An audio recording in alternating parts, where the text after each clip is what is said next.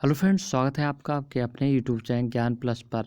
उत्तर प्रदेश अधीनस्थ सेवा चयन आयोग नहीं खत्म हो रहा है सरकार का बेरोजगारों के साथ मजाक। यूपीटीपीएससी के खुद 70% पद खाली चल रहे हैं। यूपीटीपीएससी के साथ दिन प्रतिदिन हो रहे हैं नए प्रयोग। अधिकारी और सरकार ही नहीं चाहती भर्तियां पूरी हों। जी हाँ, उत्तर प्रदेश अधीनस्थ सेवा चयन आयोग जब एक कदम आगे बढ़ता है तो उसे 2 कदम पीछे खींच दिया जाता है। इसका कारण है कि उत्तर प्रदेश अधीनस्थ सेवा चयन आयोग उत्तर प्रदेश में सर्वाधिक भर्तियां करता है। और उत्तर प्रदेश में यदि अगर उत्तर प्रदेश अधीनस्थ सेवा चयन आयोग तेज़ी से काम करेगा तो समस्त पद समस्त पद भर दिए जाएंगे और सरकार को अधिक वेतन देना पड़ेगा। इसलिए सरकार ही एक कदम जब आगे बढ़ाती है तो 2 कदम पीछे खींच लेती है। नहीं चाहती है कि भर्तियां पूरी हों, नहीं चाहती है कि वेतन देना पड़े। जी हाँ, इसी के साथ ही उत्तर प्रदेश अधीनस्थ सेवा चयन आयोग के साथ हमेशा मजाक होता आया है इस सरकार में, और अब भी वही मजाक चल रहा है।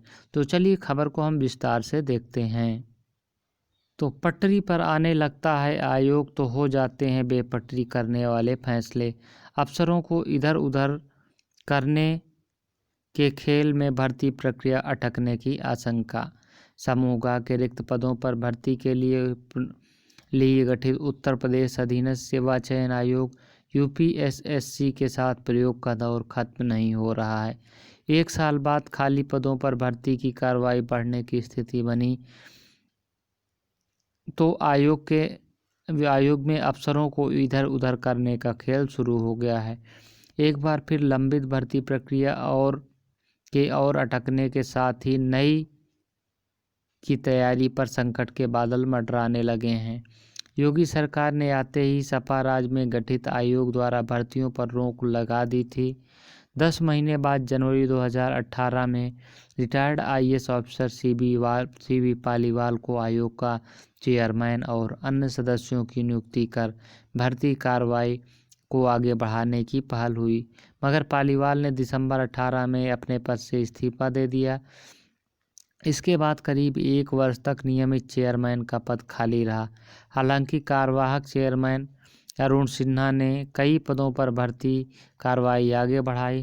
दिसंबर 2019 में नियमित चेयरमैन के रूप में रिटायर्ड आईएएस ऑफिसर अधिकारी प्रवीर कुमार की तैनाती की गई। तब से आयोग के पास करीब 35,000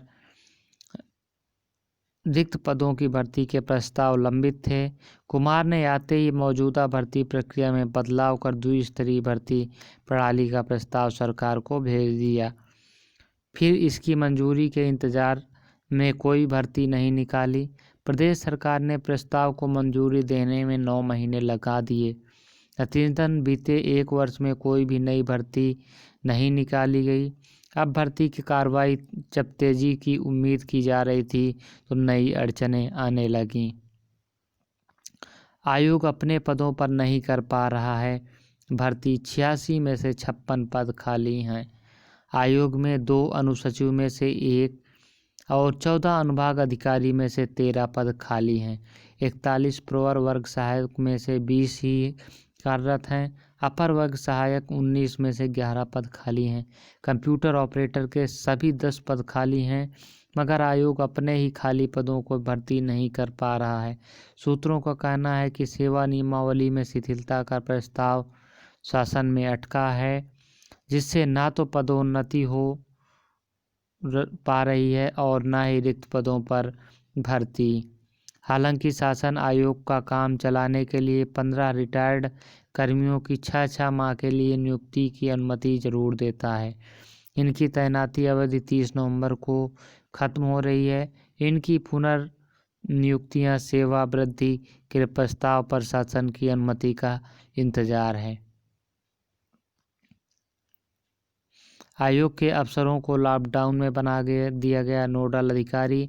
कोरोना महामारी के दौरान लॉकडाउन में जब अन्य भर्ती आयोग अपनी भर्तियां आगे बढ़ाने में लगे थे तो शासन ने यूपीएसएससी के अधिकारियों को बतौर नोडल अधिकारी जिलों में संक्रमण रोकने के लिए भेज दिया। तत्कालीन परीक्षा नियंत्रक व सचिव को लगभग 3 सप्ताह के लिए भेजा गया। नतीजा आयोग की गतिविधियां 2 माह तक लगभग ठप रहीं। उत्तर प्रदेश उप सचिव मातृत्व अवकाश पर, रजिस्ट्रार वक्फ को अतिरिक्त प्रभार। आयोग के उप सचिव का पद भी काफी दिनों से उधार के भरोसे चल रहा है। शासन से नियुक्त नियमित उप सचिव पहले ही मातृत्व अवकाश पर गईं। इसके बाद वह बाल्य देखभाल अवकाश पर चली गईं। उनकी जगह राष्ट्रीय रजिस्ट्रार वक्फ को अतिरिक्त प्रभार दिया गया है, जो आधा समय ही आयोग में दे पाती हैं। और लखनऊ के एडीएम को बना दिया गया कार्यवाहक परीक्षा नियंत्रक। शासन ने कुछ महीने पहले तैनात किए गए आयोग के परीक्षा नियंत्रक का गुपचुप तरीके से तबादला कर दिया।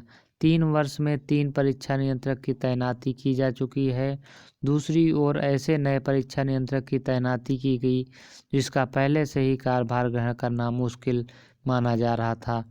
उसने अब तक कार्यभार ग्रहण नहीं किया है। इसका असर यह हुआ कि 26 नवंबर को आयोग की बैठक में परीक्षा नियंत्रक की अनुपस्थिति के चलते नई भर्ती प्रक्रिया को लेकर ठोस फैसला नहीं हो सका। शनिवार तक नए परीक्षा नियंत्रक के नहीं आने से 1 दिसंबर से प्रस्तावित इंटरव्यू व दस्ता परीक्षा कार्यक्रम स्थगित करने की नौबत आने वाली थी, मगर शासन ने शनिवार को आनन फानन में राजधानी लखनऊ जैसे बेहद संवेदनशील जिले अपर जिलाधिकारी विपिन कुमार मिश्रा को कार्यवाहक परीक्षा नियंत्रक का अतिरिक्त प्रभार सौंपकर जिम्मेदारी पूरी कर ली। इससे अंदाजा लगाया जा सकता है कि शासन की नज़र में आयोग की क्या महत्ता है।